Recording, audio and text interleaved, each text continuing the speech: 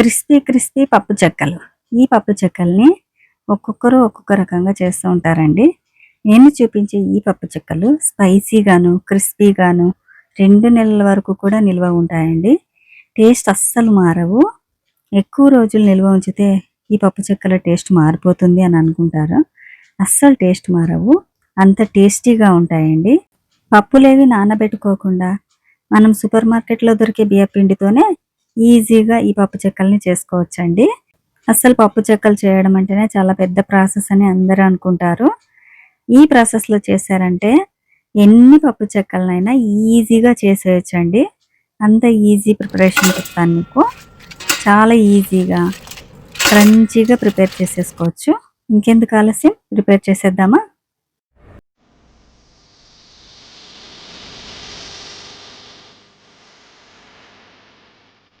అందరికీ నమస్తే అండి. Welcome to my channel. ముందుగా మనం ఒక మిక్సింగ్ బౌల్ తీసుకొని ఒక కొలతకి ఒక గిన్నెని తీసుకున్నాను నేను ఇక్కడ. మీరు ఏ కొలతతోనైనా తీసుకోవచ్చు. 1/2 కేజీ దాకా పిండిని తీసుకున్నాను. 1/2 కేజీకి నాకు 3 కప్పుల బియ్య పిండి వచ్చిందండి. ఈ బియ్య పిండిని సూపర్ మార్కెట్ నుంచి అయినా తెచ్చుకోవచ్చు, లేదంటే మనము రేషన్ బియ్యం పిండి అయినా పట్టించుకోవచ్చు. ఇక్కడ నేను ఎండు మిరపకాయల పొడిని తీసుకున్నానండి. ఒక 10 మిరపకాయల దాకా కోర్స్గా గ్రైండ్ చేసుకొని ఇలా తీసుకున్నాను. ఈ ఎండు మిరపకాయల పొడితో పప్పు చెక్కలకి మంచి స్పైసీనెస్ వస్తుందండి. ఇక్కడ పల్లీలు దూరగా వేయించుకొని కోర్స్గా గ్రైండ్ చేసుకొని తీసుకున్నానండి, 1/2 కప్పు దాకా. తర్వాత పుట్నాల పప్పు తీసుకున్నాను, 2 టేబుల్ స్పూన్లు. 2 టీ స్పూన్ల ఉప్పు వేసుకోవాలి. అందులోకి 2 టీ స్పూన్ల నువ్వులు వేసుకోవాలి. ఆ తర్వాత వచ్చేసి 1 టీ స్పూను కలోంజీ సీడ్స్. ఈ కలోంజీ సీడ్స్ వల్ల పప్పు చెక్కలకి మరింత టేస్ట్ వస్తుందండి. కలోంజీ సీడ్స్ దొరకకపోతే మరొక స్పూన్ నువ్వులు వేసుకోండి. ఆ తర్వాత ఇక్కడ నేను బాగా కాచిన డాల్డాను తీసుకున్నాను. ఇక్కడ మీరు నూనె కూడా వేసుకోవచ్చండి, కానీ డాల్డా అంత టేస్ట్ నూనెకు రాదు. అందుకని డాల్డానే తీసుకోండి పప్పు చెక్కలకి. ఈ డాల్డా వచ్చేసి మీరు స్టార్టింగ్లో పిండిలోనే కలుపుకోవచ్చండి. లేదు అన్నా కూడా ఇలా మొత్తం ఇంగ్రీడియంట్స్ వేసిన తర్వాత కూడా కలుపుకోవచ్చు. ఈ పిండి కన్సిస్టెన్సీ ఇలా ముద్ద చేస్తే ముద్ద అయ్యి, క్రష్ చేస్తే క్రష్ అవ్వాలండి. ఆ తర్వాత పప్పు చెక్కల్ని వేడి నీళ్ళతో ఇలా కొద్ది కొద్దిగా నీళ్లు పోసుకుంటూ పిండి ముద్దను చేసుకోవాలి. ముందు స్పూన్తో కలుపుకోండి.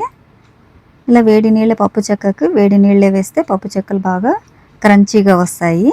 పప్పు చెక్కల పిండి కలిపేటప్పుడు మాత్రం చల్ల నీళ్ళు వాడకండి. ఇలా వేడి నీళ్ళతోనే కలపండి. ఇలా పిండిని కొద్ది కొద్దిగా తీసుకొని కలుపుకోండి. ఒక్కసారిగా కలపడానికి రాదు. ఇలా కొద్ది కొద్దిగా పిండిని తీసుకొని తడి చేసుకుంటూ చేతిని గోరువెచ్చని నీళ్ళతో తడి చేసుకోండి. పిండిని తడి చేసుకుంటూ ఇలా ముద్దలా కలుపుకోవాలి.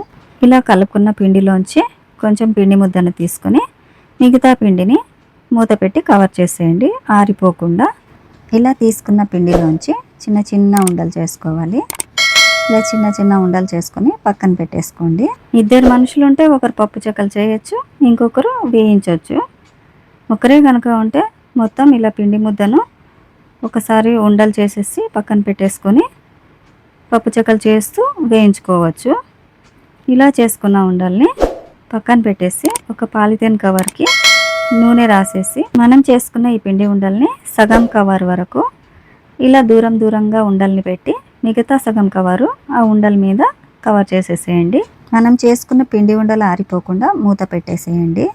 ఇప్పుడు ఈ చెక్కల్ని ఒక ఫ్లాట్ గిన్నె తీసుకొని ఇలా చెక్కల్ని ఒత్తుకోవాలి. ఈ చెక్కల్ని అన్నీ ఒకేసారి ఒత్తుకొని కూడా ఆయిల్లో వేయించుకోవచ్చు, లేదంటే కూడా ఇలా కొన్ని కొన్ని ఒత్తుకొని వేయించుకోవచ్చు. ఈ చెక్కలు ఆరిపోయినా కూడా క్రిస్పీగానే వస్తాయండి. ఈ పప్పు చెక్కలకి పచ్చిమిర్చి కానీ, కరివేపాకు కానీ, అల్లం వెల్లుల్లి కానీ ఎక్కడ వాడలేదండి నేను. ఈ పప్పు చెక్కల్ని ఇలానే చేస్తారు. ఇలా చేస్తేనే ఇవి చాలా టేస్టీగా, స్పైసీగా ఉంటాయి. ఇక్కడ మనం తీసుకున్న పల్లీలు, పుట్నాల పప్పు ఈ పప్పు చెక్కలకి కమ్మదనాన్ని ఇస్తాయండి, చాలా బాగుంటాయి.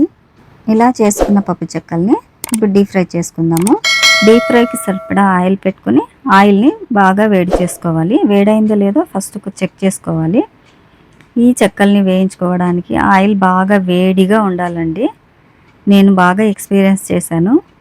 ఆయిల్ వేడైంది అనుకొని పప్పు చెక్కల్ని వేసేసాను ముందు. ఆ వేసిన చెక్కలు పైనేమో క్రిస్పీగానే వచ్చాయి, తర్వాత మెత్తగా అయిపోయాయి. అలా కాకుండా అందుకని పప్పు చెక్కలు వేసేటప్పుడు మాత్రం ఆయిల్ బాగా వేడిగా ఉండాలి. బాగా వేడిగా ఉన్నప్పుడు ఇలా చెక్కల్ని వేసి గోల్డెన్ బ్రౌన్ కలర్ వచ్చేంత వరకు వేయించుకోవాలి. ఇలా చూడండి, ఆయిల్కి సరిపడా వేసుకోండి పప్పు చెక్కల్ని. ఇక్కడ నేను చిట్టి చెక్కలు కూడా చూపిస్తున్నాను. చూడండి, చిట్టి చిట్టి చెక్కలు ఈ పిల్లలు చాలా ఇష్టంగా తింటారు. చూడండి ఎంత క్రంచీగా క్రిస్పీగా వచ్చాయో. ఇలానే పిండి మొత్తాన్ని వేయించుకోవాలి. నేను ఇక్కడ కొన్ని చిట్టి చెక్కలు, కొన్ని పెద్ద చెక్కలు చేశానండి. ఈ చెక్కల్ని 2 నెలలు కూడా నిల్వ ఉంచుకోవచ్చు అండి. అస్సలు టేస్ట్ అస్సలు మారవు, చాలా టేస్టీగా క్రిస్పీగా ఉంటాయండి. ఇలా చేసుకున్న చెక్కలన్నిటినీ ఒక మూతగల స్టీల్ డబ్బా తీసుకుని అందులో స్టోర్ చేసేసుకోవడమే. చూడండి ఎంత సౌండ్ వస్తూ ఉందో, తెలుస్తుంది కదండి క్రిస్పీనెస్. ఈ చెక్కల్ని వేడివేడిగా స్టోర్ చేసుకోవద్దండి, కొంచెం ఆరిన తర్వాత స్టోర్ చేసుకుంటే చెక్కలు టేస్ట్ మారకుండా ఉంటాయి. మీరు కూడా ట్రై చేసి ఎలా వచ్చాయో కమెంట్ సెక్షన్లో చెప్పండి. మరిన్ని interesting, tasty and easy recipes కోసం మన ఛానల్ని సబ్స్క్రైబ్ చేసుకోండి. వీడియోని లైక్ చేయండి. లైక్ చేస్తే మరికొంతమందికి షేర్ అవుతుంది ఈ వీడియో. అలాగే మీ ఫ్రెండ్స్ అండ్ ఫ్యామిలీకి షేర్ చేయండి. Thanks for watching.